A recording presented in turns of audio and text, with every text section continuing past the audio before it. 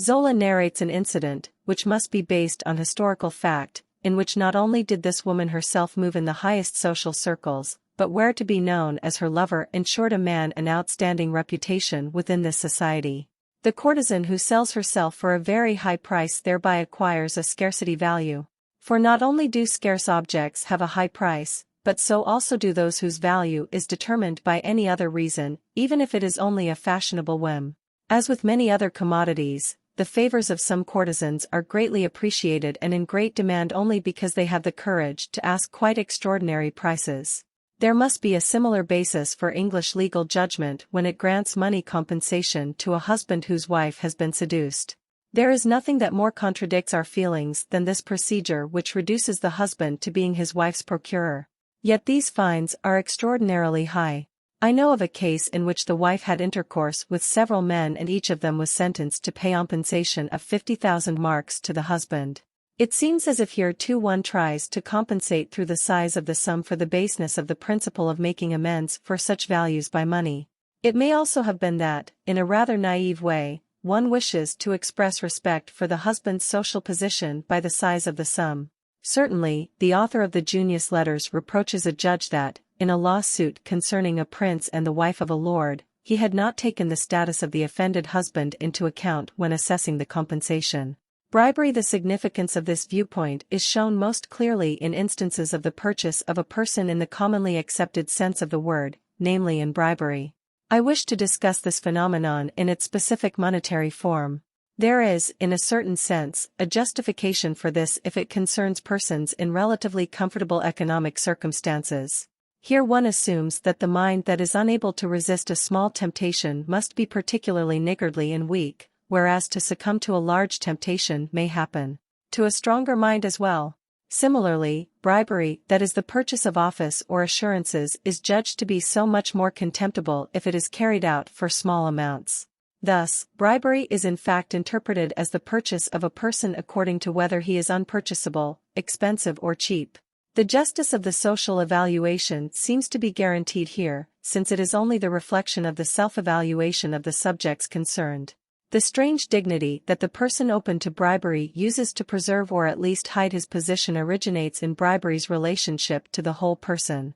It is reflected either in his being inaccessible to smaller sums or, where even this does not exist, in a certain grandeur, a strictness and superiority of behavior which seems to reduce the giver to the role of the receiver.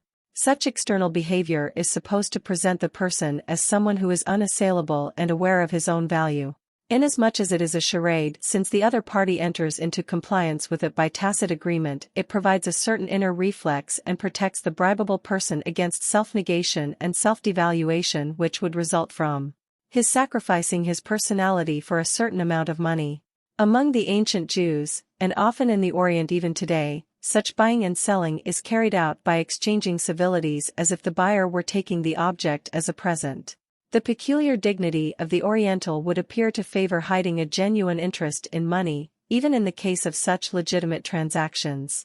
Such an attitude among bribable persons and in the whole phenomenon of bribery as such is most readily facilitated and encouraged to spread through the money form itself.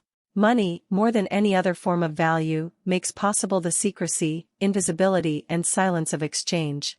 By compressing money into a piece of paper, by letting it glide into a person's hand, one can make him a wealthy person. Money's formlessness and abstractness makes it possible to invest it in the most varied and most remote values and thereby to remove it completely from the gaze of neighbors.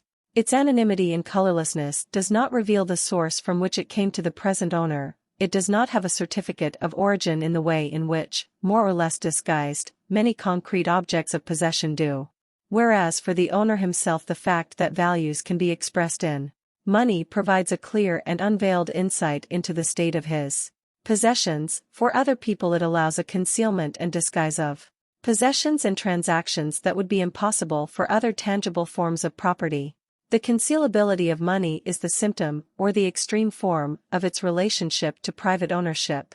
Compared with all other goods, money can be made invisible and non-existent to others and thus has affinities with intellectual possessions. Just as the private and, as it were, solipsistic character of mental possessions both begins and ends with keeping silent, so the private individualistic nature of money finds its complete expression in the possibility of keeping it secret. Herein undoubtedly lies a great danger for those who have claims and interests in the management of the economy without being able to control and influence it themselves. Modern law requires publicity for the financial policy of governments and corporations in order to try to avoid the dangers inherent in the money form of management with its ease of concealment, its misleading estimates and its illegitimate use. Such dangers are of concern to all outsiders with an interest in these affairs and can only be prevented to a certain extent by giving general publicity to such management. A general cultural trend towards differentiation is thus reflected both within and by means of money relationships. What is public becomes more public, what is private becomes more private. This differentiation was unknown to smaller groups in former times, in which the private circumstances of the individual could not be so well concealed, or so well protected against the interference of others as the modern way of life permits.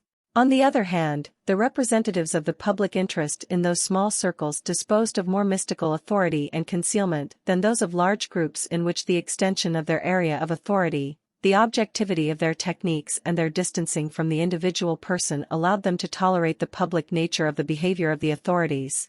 Thus politics, administration and the law lose their secrecy and inaccessibility to the same extent as the individual gains the possibility of even greater withdrawal and of exclusion of all outsiders from his private affairs. One need only compare English with German history or survey the cultural history of the last 2 centuries in order to recognize this correlation. Even in the religious sphere, this process of differentiation is distinguishable, especially during the Reformation. Whereas the Catholic Church wraps authority in a mystical form that reigns from above over the faithful and refuses any questions, any critique and any cooperation, it does not itself permit them undisturbed religious independence, but makes its followers into confidants and itself a constantly interfering authority on their religious circumstances. Conversely, the Reformation gave to church organization publicity, accessibility and control, and rejected in principle all concealment and entrenchment before the eyes of individual believers. They, for their part, also gained the undisturbed liberty of religious inner feelings. Their relationship to God became a private one and they did not have to account for it to anyone.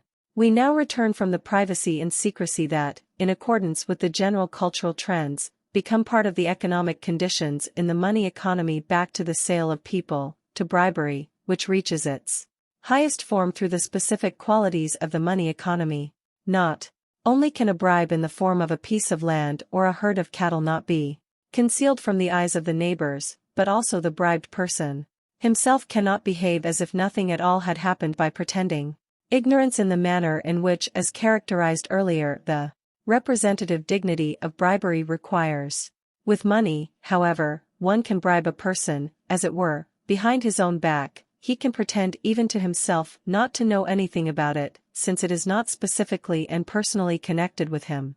Secrecy, undisturbed representation, the continuation of all other relationships in life is more completely secured by bribery with money than even by bribery with a woman's favor. Even though the latter form is completely exhausted by the act, so that, viewed from the outside, less is attached to the person than is the case with a present of money, the inner consequences nonetheless leave a greater mark upon the person than is the case with bribery by money. In the case of money bribes, the giving and receiving of the money terminates any relationship between the people involved, whereas in the case of bribery, by offering a woman's favors, aversion, remorse or hatred rather than indifference are more likely to ensue.